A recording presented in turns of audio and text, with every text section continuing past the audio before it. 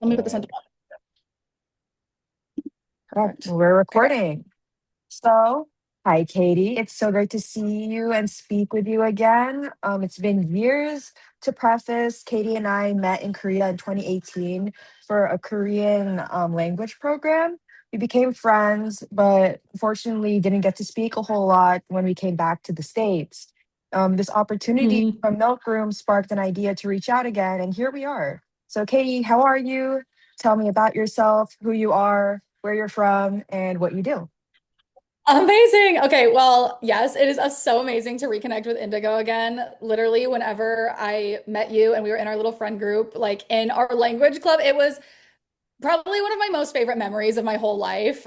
It was one of the first times I actually felt like I had friends that like understood me and like we just all got along so well, and it was just like so much fun.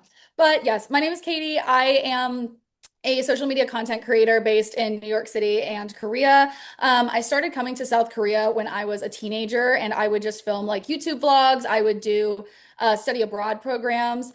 And from that, I got a lot of opportunities to come back, and I worked for the tourism organization, and I was doing hosting here, and it really just like kind of started picking up with my YouTube channel. And unfortunately, I decided to go back to the States, and I decided to get my degree at Parsons School of Design in New York City. And while I was there, I really took time to focus on videography, photography, kind of like really honing in my craft. And then once I graduated, I was like, what do I actually want to do? And I found myself just coming back to Korea, making K-pop content for people that are like me that, maybe grew up in a small town and they felt misunderstood by having unique interests. So, yeah, now I live in both New York City and Korea, and I get to do fun things like this. And I just love, I don't know, I love like being a little spokesperson for like weird internet girls all around the world. Beautiful. That was so well said. And that actually leads me to my next question is what is it like living hybrid in Seoul in New York City? Has it always been something you wanted to do? And like, how did you get the opportunity to do something like this? I bet a lot of people want to live a Yeah. dream like this where they're constantly traveling, constantly moving, going to see new places and really Totally. finding maybe two homes. So how do you do that? Yeah. So that's probably like my most commonly asked question is like, one, how do I afford it? Two, how did I even like get that to become a thing? So I will say the two cities are extremely different. They are nothing alike. Like I always say, people always think of New York as like this concrete jungle, like you have to have very thick skin. I actually say when I come to Korea, I have to have even thicker skin because it's just a completely different world. And New York, you have the comfort and the convenience of like speaking English everywhere you go. It's in Americas, and that's where I'm from, obviously. So it's just like comfort and convenience of that. But you have higher stakes of higher crime rate, and you have to be a little bit more on guard. Where in Korea, you take that comfort away where no one speaks your native language fluently, and you replace that with a higher comfort of safety, and you don't have to worry as much. So that's kind of like the two biggest differences, I would say. The way I got here was I, first of all, got married. Double income, no kids, baby. Like, that's how you got to do it, low key. Like, that's what I tell everybody. Congratulations. Yes. Like, I would literally not be able to do this at all without my husband. He holds down the fort in New York. We got rent paid over there. And so my job, taking brand deals and allowing me to come to Seoul or go to Japan or, that's really what allows the flexibility. And I am so insanely grateful, especially to my younger self for picking up the damn camera and like doing the damn thing. So yeah, it's really just about having a job that lets you have flexibility, but um yeah, it's a very unique situation to be in, and it's probably not helpful at all for me to say that I'm a TikToker and my husband's a DJ. So, but that's like the reality of what it is, unfortunately. Get into the arts, kids. It literally helps you figure out where do you want to go. I'm sorry. Literally, like my number one recommendation for people is like just become really, really good at one really niche thing and become the best in that niche thing. And girl, you can pretty much do whatever you want. Like, Exactly. I agree. yeah. Okay, perfect. So tell me about what a day in your life looks like. I know you have a video like this, but Yeah. just for this interview's sake, tell me what it's like in both New York and Korea. And I'm sure a lot of people are curious about it, so we want to see what the difference is. I love this question. Okay, amazing. So, day in my life in New York. Usually I wake up in both cities. I usually wake up at about like 6 a.m. And in New York, I'm kind of taking the day a little bit slower, I would say. Like, I'm waking up at 6 a.m., I'm going to the gym, I'm grabbing coffee, I'm grabbing breakfast, and then my actual work day is going to start around like noon. And maybe I'll like take meetings, emails, film videos, things like that. And luckily, my husband also works from home. So we really get to spend that time like bonding together. He films me a lot. I help him with his stuff. He helps me. So it's a lot of like me spending time with my husband while we're working. And then yeah, usually we're both big introverts. Like we like just like being homebodies and staying at home. So usually we DoorDash every meal, and yeah, we're just gonna stay in and watch, like a thriller.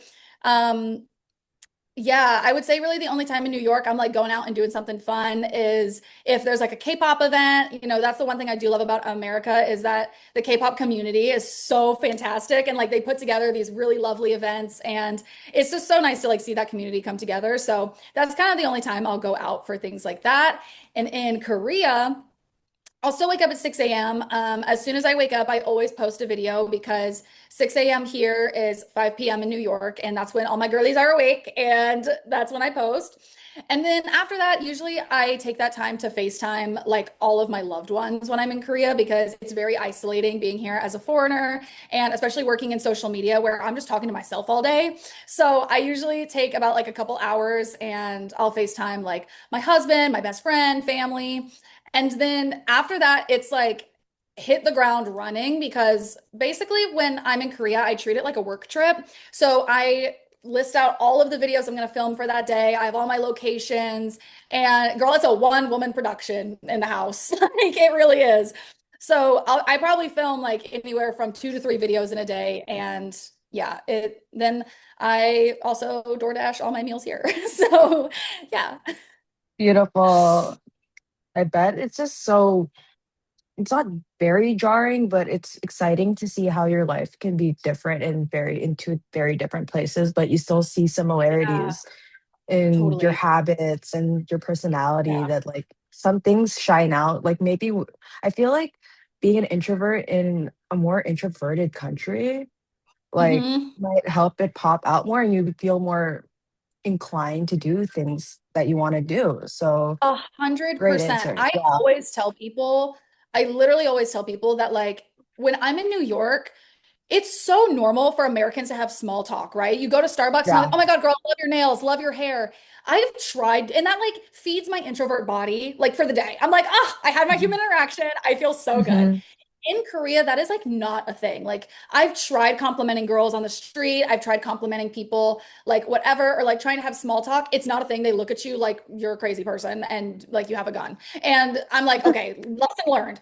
So yeah, like here, that will definitely make you feel more isolated just because you're like, okay, well, I'm literally just talking to myself all day. But Yeah. yeah, it's also good because I'm like, I don't have to worry about talking to people. So yeah. Fair enough. Okay, so what is the most difficult part of what you do for a living? Do you think your presence online meddles with your Mm, personal life? that's such a good question. I think the hardest part about what I do is getting over myself. I struggle with a lot of self-doubt. I struggle with a lot of anxiety. And I think, like, let's be so real. I'm not doing rocket science. I'm not doing brain surgery over here. Like, I'm filming a video of me going to my favorite store, right? But it's more of like the mental hurdle that I have to go through of like, is this going to be enough? Are people going to like this? Am I going to like this? Am I going to be proud to do this? Is this going to get me to like my end goal of where I want to be in the future? And like, literally, the hardest part is me getting over my own overthinking and just being like, just post the damn video. Like, it is so not that deep. Like, it's just not that deep. Um, yeah, that's definitely the hardest. And then I would say the other hardest part is just like getting paid, girl. Like, really, so many people want to be like social media creators, and it is a fantastic job. But like, sometimes these checks don't cash in for 60 days, 90 days. You got to chase them down.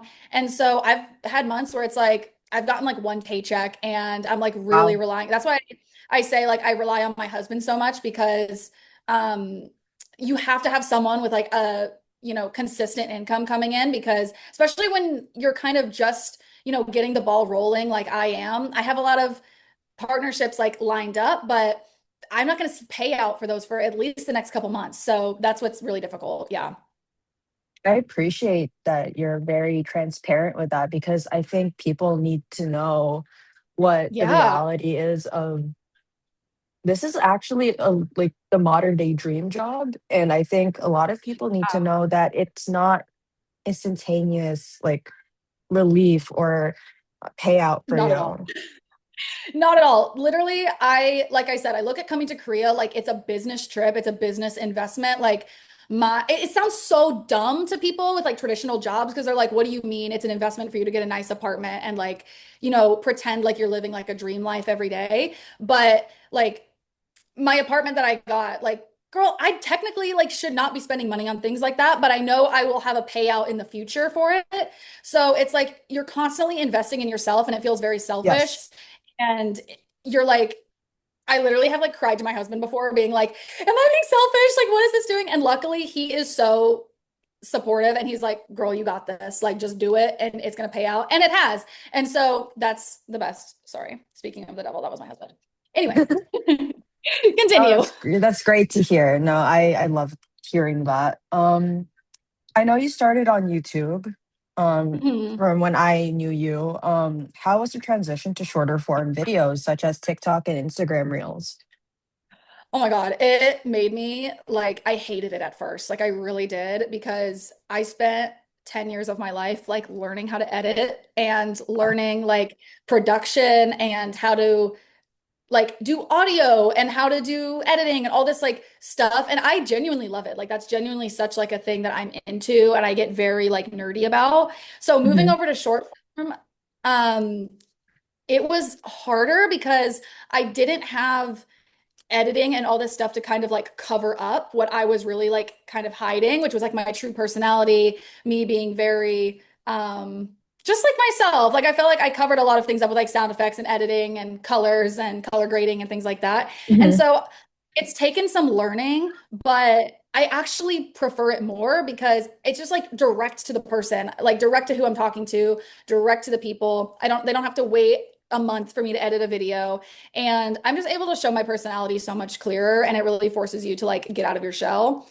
But on the flip side of that, it's a lot harder mentally because you want that immediate gratification. Where Yeah, a YouTube video, usually you post it and you're like, this might take a month to like get some traction, and I'm okay with that. This, it's like, where are the views? Why aren't they showing up? And right. that's where you gotta be like, it ain't that deep, chill, you know? Yeah.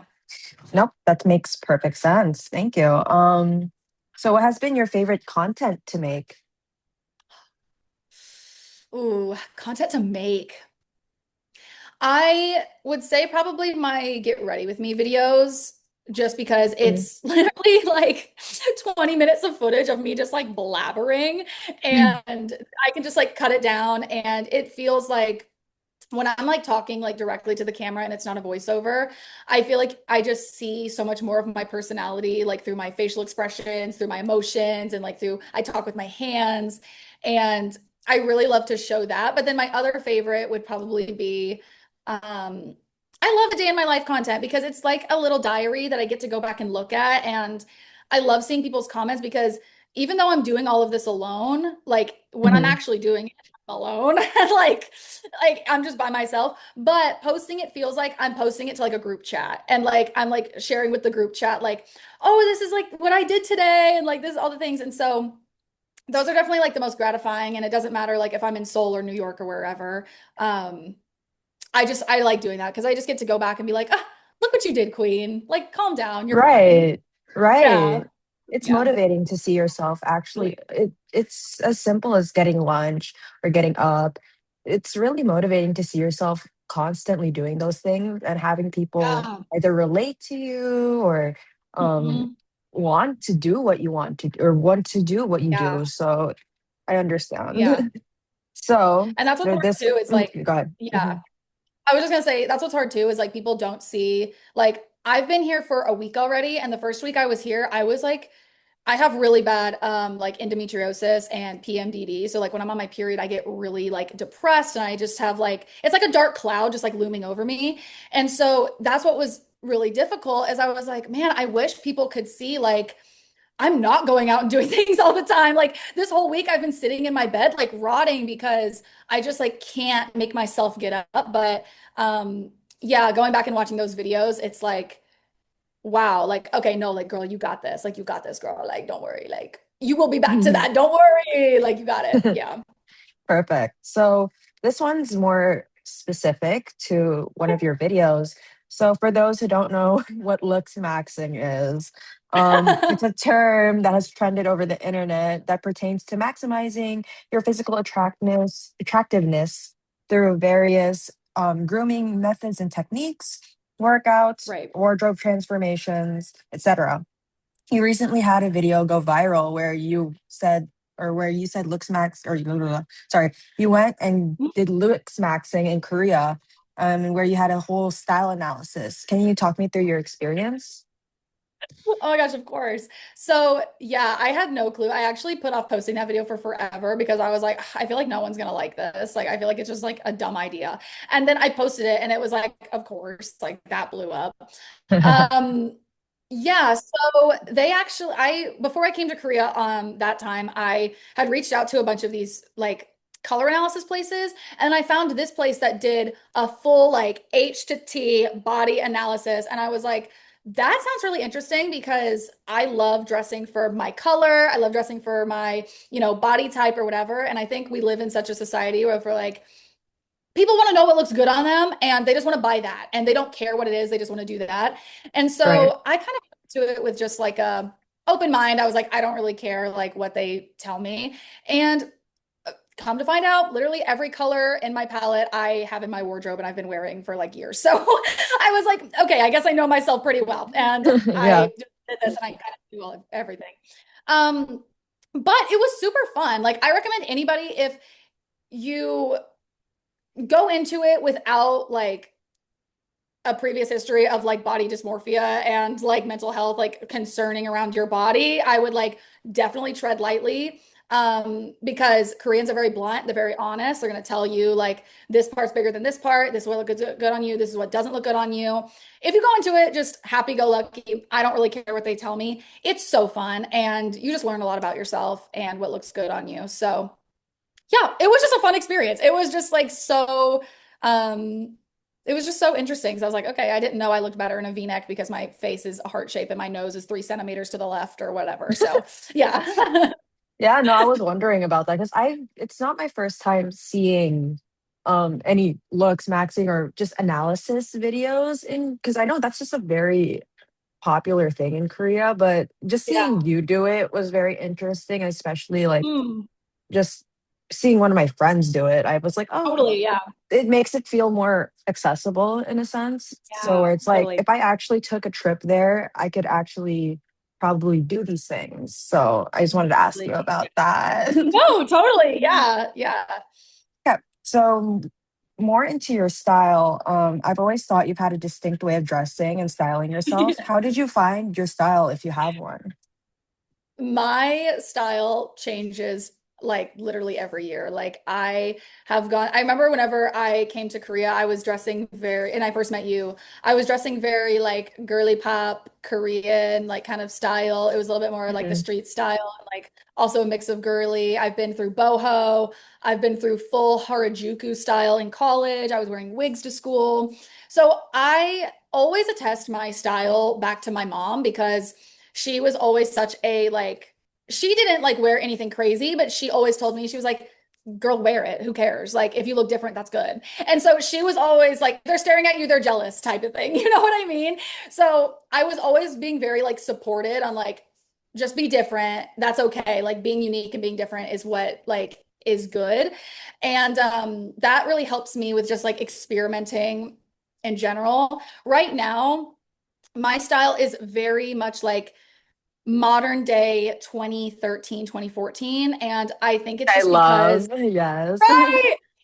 And I think it's just because when I was that age in 2013, 2014, I wanted to be a grown up so bad. I was on Tumblr. I was watching the indie sleaze girls. I was watching the twee girls. I was watching the K-pop and like emo and emo style.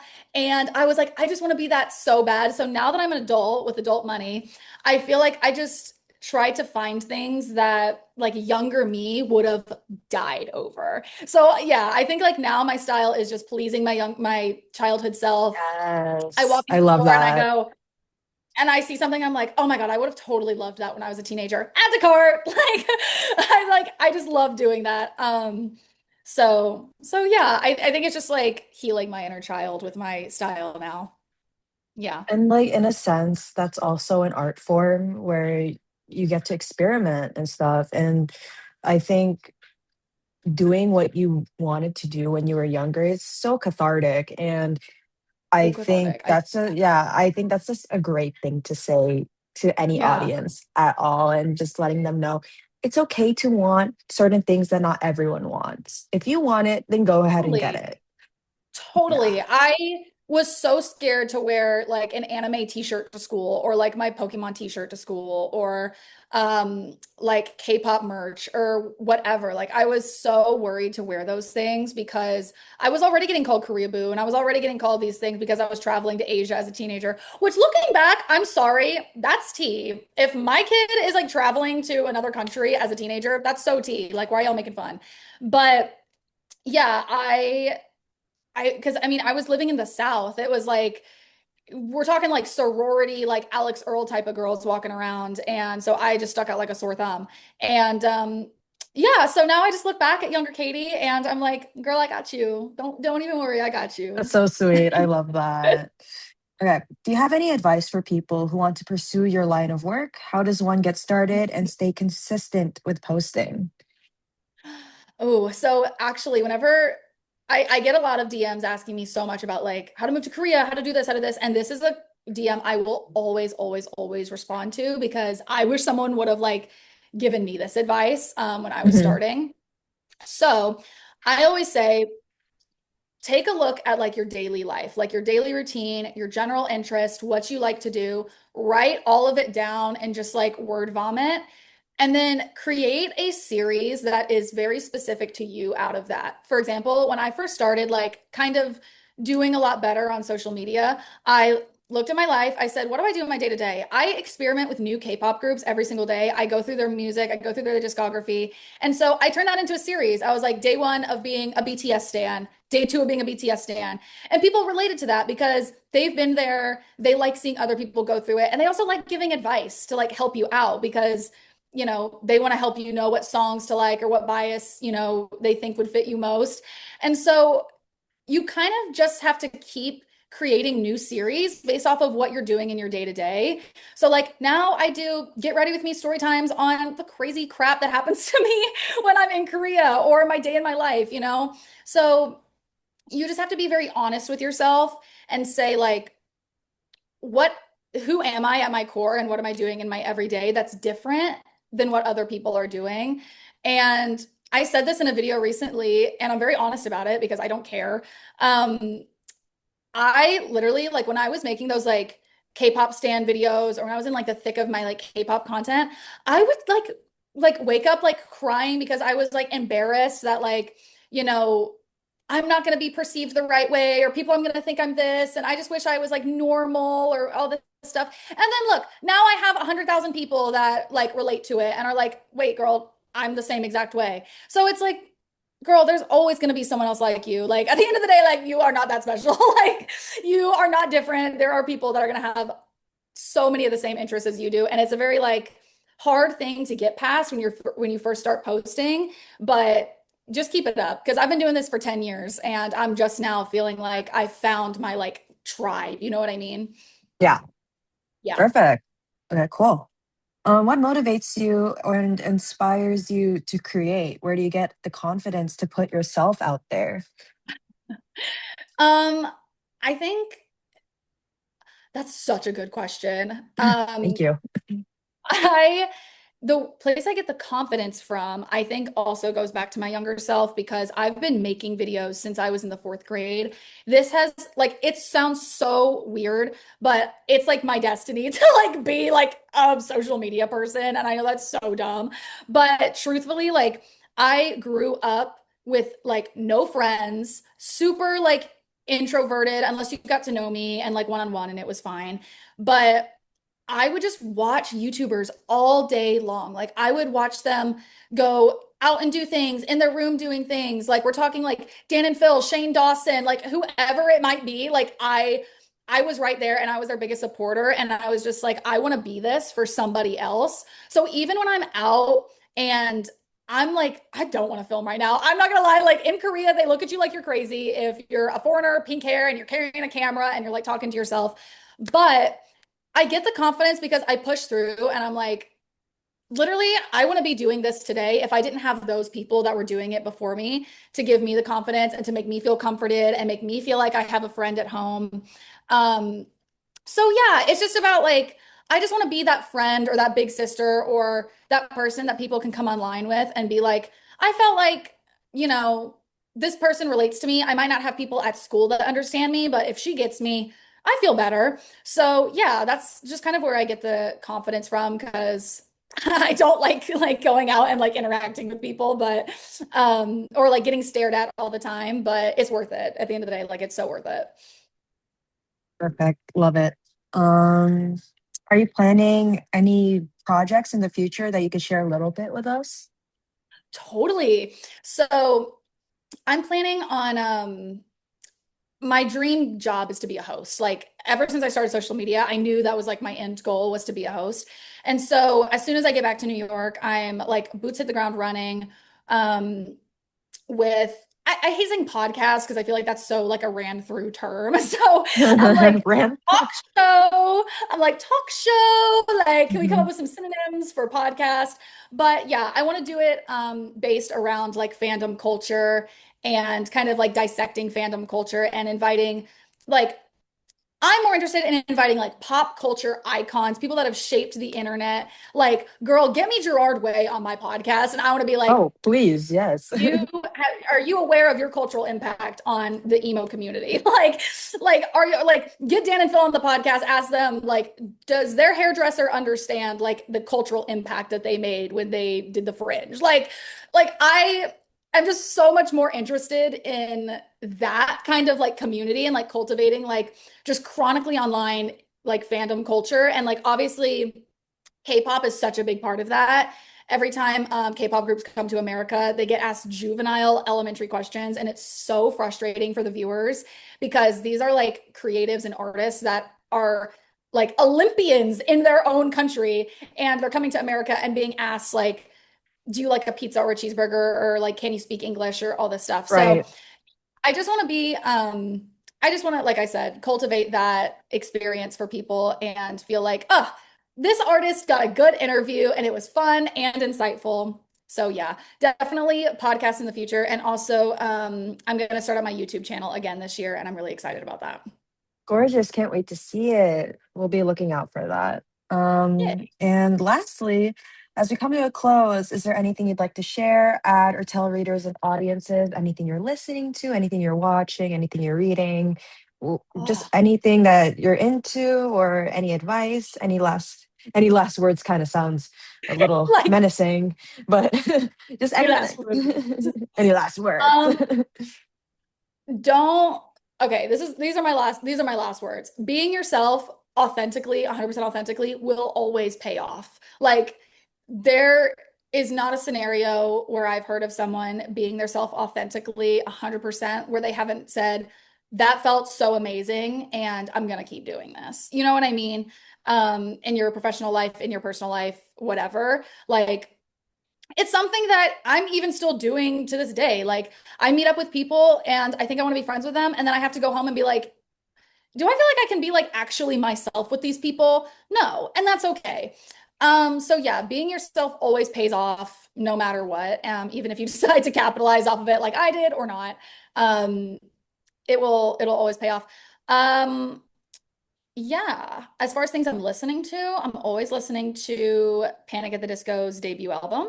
I'm always listening The to Arctic best. Monkeys, the best. Also the I'm always best. listening to Arctic Monkeys AM. And Hypen's new album is Bomb. And also Otaku Hot Girl by Megan Thee Stallion. That, like, if you're ever feeling, if you're like a Koreaboo, Weeaboo, whatever, and you're like, I feel like I got bullied today, girl, put that on and you're gonna feel so good about your day. I You're gonna be literally like, listen to that all the time, and I'm like, oh my me God, I'm too. being heard and seen right now as a baddie who No, likes anime. literally, like, okay, yes, I can be a baddie and like anime and K-pop and like be a little bit of a nerd, period. Period. So yeah. Yeah, so beautiful. Thank you so much for speaking with me. I appreciate your Oh my time gosh, and of your course. energy and your effort. I can't wait to write about this. This is so great. This is so great. I'm so happy to talk to you Great. again. Yeah. And it was so amazing to talk to you too. And also your questions, bomb. Like really good questions. I really appreciate Thank it. I you. feel like